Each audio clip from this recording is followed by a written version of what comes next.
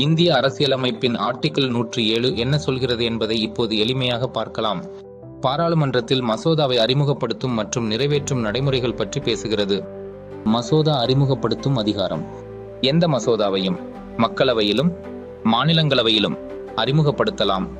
உதாரணம், புதிய கல்விக்கான சட்ட மசோதா மக்களவையிலும் மாநிலங்களவையிலும் முதலில் எதிலாவது கொண்டு வரலாம். பணம் சார்ந்த மசோதாவிற்கு தனிப்பட்ட விதி. மணி பில் என்றால் அதை மக்களவையில் மட்டுமே அறிமுகப்படுத்த முடியும். மாநிலங்களவையில் மணி பில் அறிமுகப்படுத்த முடியாது.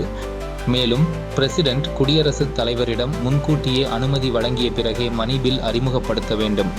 உதாரணம், வருமான வரி சட்ட திருத்தம் இன்கம் டாக்ஸ் அமெண்ட்மெண்ட் பில். 2 சபைகளின் பங்கு.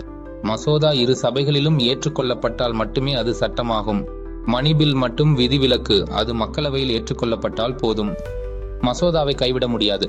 ஒரு மசோதா பாராளுமன்றம் கலைந்தாலும் அது முற்றிலும் ரத்து செய்யப்படாது. அடுத்த கூட்டத்தொடரில் அதை புதிதாக மீண்டும் எடுத்துக்கொள்ளலாம். உதாரணம், பாராளுமன்றம் கலைந்த பிறகு நிலுவையில் இருந்த கல்வி மசோதா அடுத்த அமர்வில் தொடரலாம். இறுதியாக ஆர்டிகிள் 107 பாராளுமன்றத்தில் பொது மசோதா 2 சபைகளிலும் மணி பில் மக்களவையில் மட்டும் அறிமுகப்படுத்தலாம் என்று சொல்கிறது. Like, comment, share and subscribe for other articles of Indian Constitution.